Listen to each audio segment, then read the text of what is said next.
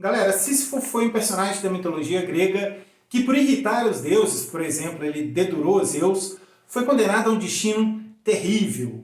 Particularmente, ele foi condenado a carregar uma rocha gigantesca até o topo de uma montanha. E a cada passo que ele dava, ele gemia de dor, de tão pesada que era a rocha. Só que é um pequeno problema. Ele tinha de repetir esse processo eternamente. Isso é, quando ele chegava no topo da montanha, a rocha rolava de novo para baixo e ele tinha uma vez mais de carregá-la até o topo e assim sucessivamente por toda a eternidade. Bem, por que eu estou contando essa história de Sísifo aqui para vocês? É por duas razões. Primeiro, o exemplo de Sísifo é um exemplo paradigmático do que é uma vida destituída de sentido. E segundo, um filósofo chamado Richard Taylor defendeu que as nossas vidas são exatamente como as de Sísifo, destituídas de sentido. Mas calma lá, antes de sair por aí dizendo, meu Deus, eu vou me suicidar, a vida é muito ruim, etc. Que tal a gente analisar os argumentos e a tese do Richard Taylor e ver, no fim das contas, se são realmente plausíveis. É isso que eu vou fazer no vídeo de hoje. Quer saber mais sobre isso? Então assiste esse vídeo. Meu nome é Sérgio Salles, sou doutor em filosofia pelo Programa de Pós-Graduação Lógica e Metafísica do UFRJ e vim aqui para conversar com vocês sobre filosofia.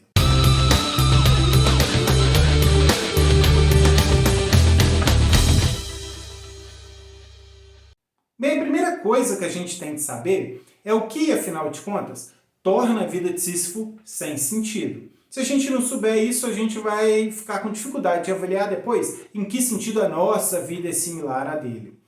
Pois bem, a primeira hipótese aqui é que a vida de Sísifo é sem sentido porque ela está repleta de dor. Lembre-se, Sísifo geme de dor a cada passo que dá ao levar rocha até o topo da montanha. Mas essa resposta não é muito plausível. E é fácil ver isso. Basta a gente fazer uma pequena modificação no exemplo. Imagina, por exemplo, que Zeus introduziu uma droga em Sísifo que dope ele. Então ele agora está dopado, ele não sente mais dor. Ele carrega sem muita dificuldade a pedra até o cume da montanha, ela rola de novo, ele faz de novo e etc. Isso faz com que a vida dele tenha sentido. Você agora olharia para a vida dele e diria assim, opa, agora sim, agora a vida dele tem sentido. Oh, que vida com sentido. Não, né? Então não é a dor que faz com que a vida dele seja destituída de sentido. Uma outra hipótese, também não muito plausível, é que o que torna a vida dele destituída de sentido é o fato dele estar condenado a um trabalho muito difícil. Afinal, carregar uma rocha gigantesca até o topo de uma montanha é algo muito difícil. Mas, uma vez mais, a gente pode modificar o exemplo e ver que não é isso que faz a vida dele ser destituída de sentido. Imagina, por exemplo, que ao invés de uma rocha gigantesca, ele tem de carregar uma pedrinhazinha, bem pequenininha. E na verdade, vamos botar uma escada rolante na montanha. Então ele só tem de chegar lá tranquilão, botar o pezinho na escada e esperar a escada levar ele até o topo da montanha. Quando chega lá, a pedrinha, puf, desaparece. Aí ele desce, pega a pedrinha de novo, vai na escadinha, chega no topo, puf, desaparece. Eternamente. Você olha para a vida desse indivíduo agora. Agora o trabalho dele não é tão difícil assim, mas você olha para a vida dele agora e pensa assim, opa, agora sim a vida dele tem sentido. Ó, isso aí é uma vida com sentido. Não, né? Então também não é o fato, não é a dificuldade, a facilidade do trabalho dele que faz com que a vida dele seja sem sentido. De acordo com Richard Taylor, o que faz com que a vida de Sísifo seja sem sentido é que ela é constituída por uma repetição de atividades que são despropositadas, que não levam a qualquer lugar. Lembre-se, Sísifo rola a pedra até o topo, ela cai de novo, ele rola a pedra até o topo, ela cai de novo. Isso eternamente. E nada disso leva a lugar algum. Em suma, a vida de Sísifo é um emaranhado de atividades que são completamente despropositadas. De acordo com Taylor, a imagem muda significativamente se você atribuir um propósito a Sísifo. Imagina, por exemplo, que ao invés de simplesmente estar levando as pedras, ele agora esteja levando tijolos. E cada tijolinho que ele leva vai ser um item de um templo muito belo e que vai durar eternamente. Então ele sobe lá, bota um tijolinho, desce de novo, pega outro tijolinho, sobe e coloca lá, sucessivamente enquanto constrói esse templo. Quando ele acabar vai ter um templo gigantesco, belíssimo e etc. Pois bem, agora pensa o Taylor, a vida de Sísifo ganha um sentido. Por quê? Porque agora ela é constituída de atividades que de fato levam a algum lugar. Elas levam, mais especificamente, à produção de um templo que é belíssimo e duradouro. E isso, é claro, olha, isso pode não tornar a vida dele maravilhosa. A vida dele certamente não é maravilhosa, ele ainda está condenado e etc. A vida dele talvez seja até ruim, mas ela agora tem algo que a gente pode chamar de sentido. Ela é constituída de atividades propositadas, de atividades que levam a algum lugar. O que a gente quer saber agora é se a nossa vida é mesmo similar à de Sísifo. E o Taylor pensa que sim. Mas a primeira coisa que a gente pode notar é que existe uma diferença importante entre nós e Sísifo. Nós gostamos de levar as nossas vidas, nós gostamos de estar vivo. Bom, não é em todo mundo, mas a maior parte de nós gosta de estar vivo. Se Sísifo pudesse escolher, ele provavelmente preferiria a morte do que o destino dele. Só que isso não ocorre conosco. A gente tem o que o Taylor chama de uma compulsão interna para continuar fazendo sempre o mesmo. A gente tem uma compulsão interna de continuar vivo, de continuar levando a nossa vida. Então a gente gosta de viver, pelo menos a maior parte de nós. Só que o Taylor está correto em observar que apesar de haver essa diferença, a diferença em questão não é tão relevante assim para o sentido da vida. E por que não? Basta novamente a gente mudar o exemplo. Imagina que Zeus, agora, faça a seguinte caridade para o Sísifo. Ele injeta uma droga no Sísifo que vai fazer com que o Sísifo ame a vida dele. Na verdade, o Sísifo vai passar, o grande objetivo da vida dele vai ser carregar pedras até o cume da montanha. Ele carrega a pedra dizendo, oh meu Deus, que coisa mais prazerosa, eu amo carregar essa pedra. E quando a pedra cai de novo, ele pensa, nossa, agora que felicidade eu poder descer lá e pegar essa pedra de novo, levar de novo ela para o monte da montanha, para o topo da montanha. Isso é muito bom, eu estou feliz demais de fazer isso. Nossa, ele está muito feliz mesmo de fazer isso. Continua condenado a fazê-lo, mas está muito feliz. Deus poderia até dizer para ele, você prefere a morte ou continuar aí? E ele vai dizer, não, eu prefiro a morte, eu adoro carregar pedras. Então, Sísifo agora tem uma compulsão interna para continuar fazendo sempre o mesmo. Mas isso garante a vida dele agora um sentido? Parece que não, né? Parece que, na verdade, nada mudou na situação objetiva dele. A vida dele continua sendo constituída por um conjunto de atividades totalmente despropositada que não leva a qualquer lugar. A única coisa que mudou agora é que ele gosta de realizar essas atividades. Mas do fato dele gostar de realizar essas atividades despropositadas não faz com que elas deixem de ser despropositadas e sem sentido. Então a vida dele continua sem sentido. O máximo que a gente pode dizer aqui é que a vida dele ganhou um sentido subjetivo. Se você ver lá o primeiro vídeo sobre o sentido da vida que eu postei, vai ter o primeiro vídeo dessa playlist aqui, esse vídeo é parte de uma playlist sobre o sentido da vida. Se você ver lá o primeiro, você vai ver que eu expliquei a diferença entre sentido objetivo e subjetivo. Uma vida tem sentido subjetivo quando tem sentido para a pessoa que vive a vida, quando está de acordo com os interesses dela. Se o Sísifo está drogado para gostar de carregar pedras, então a vida dele está de acordo com os interesses dele, porque ele gosta agora de carregar pedras e ele carrega pedras. Só que a vida dele, do ponto de vista objetivo, continua sendo completamente instituída de sentido. Ou seja, o máximo que a vida dele tem é sentido subjetivo. Ele gosta de levar a vida dele está de acordo com os interesses dele. Mas do ponto de vista objetivo, a vida dele continua destituída de sentido. Por que eu estou dizendo isso tudo aqui? Para mostrar, então, que o fato de a gente ter uma compulsão interna de continuar vivo não é suficiente para dar um sentido às nossas vidas. E o Richard Taylor, isso permite a gente explicar a tese central do Taylor. A tese central dele é que a nossa vida é como a desse último exemplo aí. Ela tem os dois elementos que estão presentes na vida de Sísifo desse último exemplo. Primeiro, a nossa vida é constituída de atividades que não levam a qualquer lugar, que não levam a lugar algum. E segundo, apesar da nossa vida ser constituída desse tipo de atividade, nós somos dotados com uma compulsão interna para continuar vivendo e para continuar realizando sempre essas atividades que não levam a lugar algum. Então, a nossa vida agora está clara aqui em que sentido ela é similar à de Sísifo.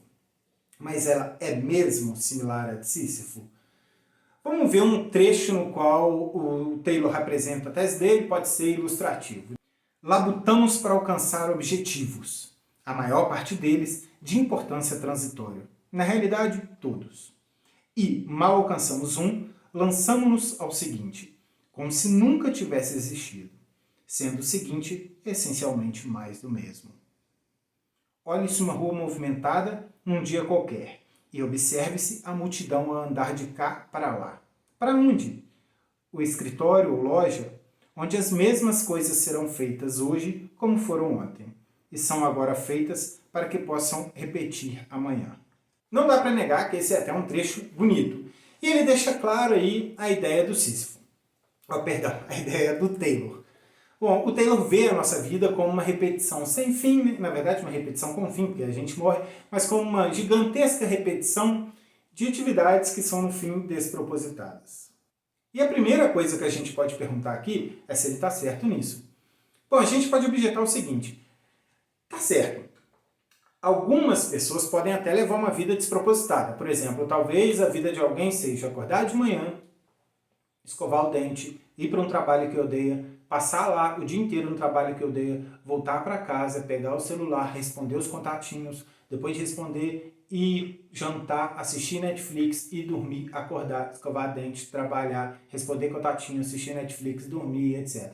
Aí no fim de semana, a pessoa toma uma cervejinha, talvez ela vá no culto ou na igreja para ouvir alguém incentivando ela a continuar tendo a compulsão interna para viver sempre o mesmo e depois, então, ela se prepara para a segunda-feira, onde ela vai repetir todas aquelas atividades. Talvez muita gente leve uma vida assim, e talvez o Taylor esteja certo, essas vidas são repetições de atividades despropositadas e não tem sentido. Talvez, tá? Agora, a pergunta é, a vida de todo mundo é assim? É inviável para um ser humano levar uma vida com sentido? Será que seres humanos estão fadados a levar uma vida assim?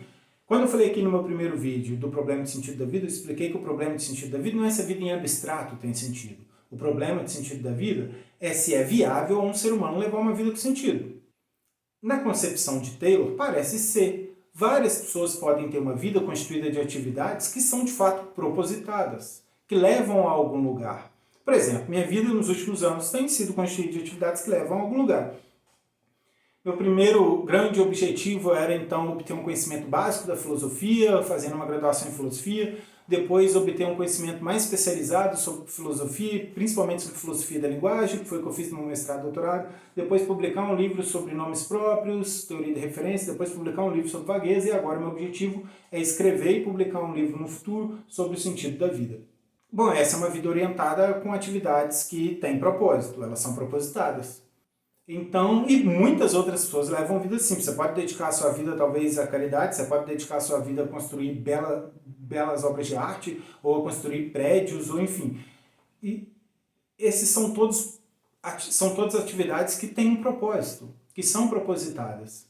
Então parece que é assim, viável ao ser humano levar uma vida propositada. Por que raios a gente deve aceitar, então, a declaração do Taylor de que nossa vida é constituída de atividades que levam a lugar algum, que não levam a lugar algum? O Taylor tem uma resposta a isso, na verdade a resposta dele a isso é bem direta. A resposta é essa, novamente, você vai ver aí na tela de você, na sua tela, perdão. A certo momento, imaginamos que os labores de Sísifo culminavam finalmente na criação de um templo. Mas para que isso fizesse qualquer diferença, teria de ser um templo que pelo menos persistisse, acrescentando beleza ao mundo até ao fim dos tempos. As nossas realizações, apesar de muitas vezes serem belas, são na sua maior parte bolhas. Bem, a resposta é muito direta. O ponto do Taylor é simplesmente esse aqui. É verdade que a gente pode dedicar as nossas vidas a muitos propósitos, só que ocorre que os resultados dessas atividades, dos propósitos, das nossas finalidades, sempre são transitórios, eles sempre são passageiros, efêmeros ou alguma coisa assim. Pensa, por exemplo, nos propósitos, nas atividades que eu mencionei aqui da minha própria vida. Eu escrevi lá um livro sobre nomes, um livro sobre vagueza e talvez consiga terminar meu livro sobre sentido da vida. Só que a gente sabe que um dia esses livros serão destruídos. Um dia o próprio planeta Terra não existirá mais e de fato não existirá nenhum dos meus livros mais. E agora? Você pode construir belos prédios, mas eles serão destruídos no futuro. As pirâmides não existirão mais em algum momento. Não há nenhuma ação que gere um resultado de nossa parte que seja eterno, que tenha duração eterna. Todo o nosso esforço, no fim das contas, vai acabar sendo destruído. Esse é o ponto do Taylor. Por que nossos esforços não resultam em obra eterna, digamos assim, no fim das contas eles são despropositados. Funciona? Olha, eu acho que não. Eu acho, na verdade, que esse argumento do Taylor, essa resposta do Taylor, estabelece uma relação muito forte, injustificadamente forte, entre o valor de algo e a duração eterna desse algo. É fácil ver isso. Primeiro, repare no seguinte: duração eterna não é uma condição suficiente para que algo tenha valor. Imagina, por exemplo, que eu consiga terminar meu livro de Sentido da Vida hoje. Terminei, o livro está lá, terminadinho. Só que o livro seja uma bela porcaria. Eu interpreto os filósofos tudo errado, meus argumentos são confusos, eu não entendi nada do debate, etc. Meu livro é uma porcaria gigantesca. Meu livro é ruim, ele não tem valor. Só que agora imagina que Zeus aparece para mim e fala assim: "Ei, Sagi, você quer que eu coloque aí seu livro com duração eterna?" Eu falo: "Quero." E Zeus, faz meu livro durar eternamente. Meu livro passou a ser bom por causa disso agora? É claro que não. O fato de eu estender a existência do meu livro só significa que uma porcaria vai existir por mais tempo. Quer dizer, eu agora vou ter um livro ruim, que é o suposto livro que eu escrevi aí, que vai durar eternamente. Acrescentar duração eterna a algo não faz com que... Acrescentar duração eterna a algo que não tem valor não faz com que esse algo ganhe valor magicamente, né? Então, o primeiro erro do Taylor é parecer pressupor que duração eterna é condição suficiente para valor. O segundo erro é pressupor que duração eterna é uma condição necessária. Duração eterna de algo não é uma condição necessária para esse algo ter valor. Novamente, é fácil a gente perceber que não é. Suponha agora que meu livro fique muito bom. Na verdade, meu livro fique excelente. Que ele vire, inclusive, referência sobre o sentido da vida. Vai aparecer gente lá em todos os periódicos de filosofia importantes na MAID dizendo: o livro de Sagi é a maior obra sobre o sentido da vida já publicado. É, na verdade, o livro mais sofisticado já escrito pela humanidade. Meu livro ficou excelente, argumentos inovadores, tese inovadora, eu mudei tudo que a gente sabia sobre o sentido da vida. Seria bom, né? Bom, mas enfim, o livro fica excelente. Agora eu vou te perguntar uma coisa. O que o fato de esse livro não existir daqui a, sei lá, 2000 anos, ou daqui a 100 anos, ou daqui a 200 anos, altera no valor que o meu livro tem agora? Resposta: nada. Se meu livro é bom agora, não é o fato de que ele vai ser destruído daqui a 100, 150, 200 ou 2000 anos que faz com que ele deixe de ser bom agora. Duração eterna não é necessário para algo ser bom ou não. Pensa, o Richard Taylor aqui está agindo como alguém que faz o seguinte: você chama seu amigo para comer pizza e vamos comer pizza? Ele fala: não vou não. Por quê? Eu não vou comer pizza porque comer pizza não é bom. E você fala: pô, como assim comer pizza não é bom? Vai ter muita maionese na pizza, suculenta, vai ter mais maionese que pizza. Nossa, isso é maravilhoso. Aí ele fala: não, mas o prazer que eu vou ter em comer pizza não vai durar para sempre. Depois eu vou encher. O prazer de comer a pizza não precisa ser eterno para que ele seja bom. O prazer de comer uma pizza de calabresa recheada de maionese demais da conta é bom mesmo que ele não seja eterno. Ou se quiser um exemplo mais claro, talvez, seja o orgasmo. O orgasmo não deixa de ser bom só porque ele dura, sei lá, alguns segundos. Você não diz que o orgasmo não é bom não porque ele acaba. Não, enquanto ele durou, ele foi bom. As coisas não precisam ter duração eterna para serem boas. Então, moral da história. Duração eterna não é nem uma condição suficiente, nem uma condição necessária para uma coisa ser boa, para os resultados das nossas atividades serem bons. E uma vez que o argumento do Taylor, a tese do Taylor, a resposta do Taylor pressupõe essa conexão forte entre duração eterna e a bondade, né, o valor de uma coisa, o argumento e a tese dele cai por terra. Então, acho que há pouca razão para acreditar no pessimismo subjetivista do Taylor. Eu já falei sobre pessimismo subjetivista em outros vídeos, dá uma olhada aí na playlist. Então, acho que no fim das contas o pessimismo subjetivista do Taylor não funciona, não se mantém, porque ele depende dessa suposição aí de que há uma conexão muito forte entre valor e duração eterna. Aqui vale perceber, eu tenho dito em alguns dos meus vídeos, como a filosofia pode nos ajudar, como ela pode ser útil. E aqui está mais um exemplo de como a filosofia pode ser útil. Esse fetiche com a duração eterna é algo que muitos de nós temos, né? A gente pensa, então, que o valor das coisas está conectado à duração eterna. Muita gente pensa, por exemplo, que o fato de que vai morrer um dia e que tudo vai acabar implica que a vida agora não tem valor. Ah, minha vida não tem valor porque um dia eu vou morrer e tudo vai acabar. Mas será isso verdade? Aliás, eu vou fazer um vídeo só sobre esse argumento. Esse argumento foi usado por Tolstói. Eu vou fazer um vídeo só sobre esse argumento depois, sobre a ideia de que nossa vida não tem valor porque não tem duração eterna. Mas o que eu disse hoje já dá pra gente desconfiar disso. Se a minha vida é boa agora, por que o fato dela não durar para sempre vai fazer com que ela deixe de ser boa agora? Se ela é boa agora, ela vai continuar sendo boa, independentemente se ela dure ou não para sempre. E por outro lado, né, se a minha vida não é boa agora, estender a duração dela eternamente não vai fazer com que ela se torne boa agora. Se ela não é boa agora, ela não é boa agora e ponto. Não é estender o tamanho dela, que é a duração dela, que vai mudar as coisas. Enfim, a gente tem esse fetiche com a eternidade, de achar que a eternidade é muito importante. E o fato é que essa tese de que a eternidade é muito importante é muito mais controversa do que a gente pode pensar e há argumentos muito intuitivos contra ela. Um pouco de análise filosófica mostra que essa conexão é bem mais sutil do que as pessoas pensam, que ela é bem mais controversa do que as pessoas pensam. Aliás, o próprio Richard Taylor abandonou a tese dele posteriormente defendeu outra tese sobre o sentido da vida. Eu vou falar depois sobre... vão ter muitos vídeos aqui de sentido da vida, eu vou falar depois sobre essa outra tese dele. Mas tá vendo? A gente muitas vezes fica triste, depressivo, entra em crise por causa de um argumento ruim que nos convenceu de que a vida não tem sentido. E um pouco de habilidade de argumentar e de filosofar permite a gente bloquear esses argumentos, perceber o ponto fraco deles e permite a gente não cair em desespero por causa de argumentos desse tipo, né? Então ninguém precisa desesperar, pelo menos tanto quanto o argumento do Richard Taylor nos mostra, nada que a gente deve concluir acerca de a vida não ter sentido. Está aberta a possibilidade de que a vida de fato tenha sentido. Acho que já é o suficiente por hoje sobre esse tema. Acho que ficou clara a tese do Taylor e os argumentos dele e a minha resposta. Vocês não são obrigados, é claro, a concordar comigo. Digam aí, Sérgio, eu acho que sua objeção ao Taylor não foi caridosa. Eu acho que sua objeção ao Taylor está errada. Aliás, digam também se vocês concordam com o Taylor ou discordam do Taylor. Sintam-se livres para comentar aí, eu respondo na medida do possível, tá? Bem, lembre-se, eu sempre indico fontes. O melhor livro em português sobre o sentido da vida é O Viver para Quê, ditado pelo Desidério Muxo. Esse artigo do Richard Taylor que eu discuti hoje tem nesse livro, o artigo chama O Sentido da Vida, tem nesse livro aí. É um livro excelente, quem puder eventualmente comprar, vale muito a pena mesmo, é, na minha opinião, melhor que há em português sobre o tema.